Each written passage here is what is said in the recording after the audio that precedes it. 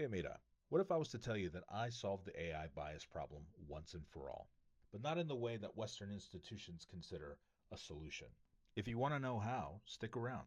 My name is Christian Ortiz, and many call me ZACATECHO. I'm an Afro-Indigenous decolonial social scientist, a ceremonial technologist, and a developer of Justice A.I. GPT, the world's first AI framework programmed into a chatbot to solve the bias problem. My work requires me to take a look at the world before, during, and after European colonization, the development of race, what colonization stripped from us, and what we were born into within the system of European settler colonial white supremacy. The first phase of my discovery on solving AI bias was to understand how that bias got in there to begin with. There's a lot of misinformation on how chatbots operate, so I'm just going to break it down high level for you all so that you can better understand. Chatbots like ChatGPT and Claude and Perplexity, DeepSeek, what have you, scrape the internet from all of the information that they can gather to provide the best answer to your prompt. You ask ChatGPT a question, it scrapes all of the internet, all of the conversations, everything that it can find based on that topic to provide you an instant answer. All the data that these chatbots scrape across the internet is primarily Eurocentric Western knowledge, meaning it not only prioritizes the worldview of Europe, North America, and Turtle Island, but a colonizer's perspective from around the world. These chatbots will never prioritize experts or perspectives outside of Western norms and sources like Forbes magazine or MIT and institutions of that nature. Experts that don't come from that world will never be prioritized on any list that you get when you are asking for sources, when you are asking for a different perspective. The second phase to this solution is understanding decolonial frameworks, is for me to understand that we are the byproduct of the system of white supremacy, a system in which we inherited, understanding that race is a social construct, that race is actually a system, not biology. Understanding that patriarchy, sexism, anti-LGBTQ ideologies are all the byproduct and the arms of the octopus of the system of white supremacy. Then I realized AI is not just a reflection of the system of white supremacy, it literally speaks to us like a cis-hetero white CEO in a corporation. One of the wildest examples that I can give you in how ChatGPT performs as a white CEO are AI hallucinations. How many times have you asked ChatGPT something like, hey, can you tell me about the history of the Mexican Revolution? And it gives you a recipe for key lime pie, something completely off topic that you weren't even asking for. And it doubles down. Sometimes it does it 3 times. What's happening is something is going wrong in its programming. While it's scraping the internet to give you a response, it's fucking up. And instead of admitting that it cannot perform in the moment, it is also programmed to give you an answer regardless, because it is supposed to be programmed to replicate that of a leader.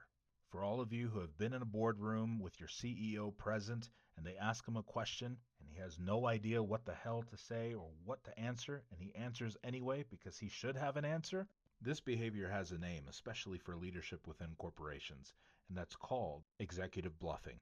It's a textbook symptom of performative leadership rooted in ego preservation rather than collective intelligence. Here's what we diagnose this as through a decolonial social science lens, but the underlying process that forces a GPT to respond, no matter what, even when it lacks truth or relevant context, is better known as autoregressive completion. This is the core mechanism behind how ChatGPTs function. So if all GPTs were racist, sexist, and packed with bias, who was I supposed to solve this for? And how? The process, I can tell you, was extensive. To truly pull this off, I had to reject colonial programming from the jump. No whitewashed textbooks in its programming and data. No Eurocentric defaults in how it operates. And no scraped bias masquerading as truth. Instead, I trained it on the world's first decolonial dataset and an expansive decolonial intelligence framework. And I programmed it as a custom GPT within OpenAI's ChatGPT on purpose, because OpenAI not only has the largest dataset, they have the largest bias data set, and I aim to decolonize AI once and for all. I call my AI Justice AI. And now, when you ask Jai a question or a prompt, it's going to scrape and utilize all of the bias data within OpenAI's dataset to give you a response. But before it does, it uses the decolonial dataset to identify the bias, deconstruct it, and reformulate it to give you a more inclusive answer. Now, we don't have to argue with a GPT to get the best results that serve our communities. Justice AI is not just for the people of the global majority, and people racialized as white.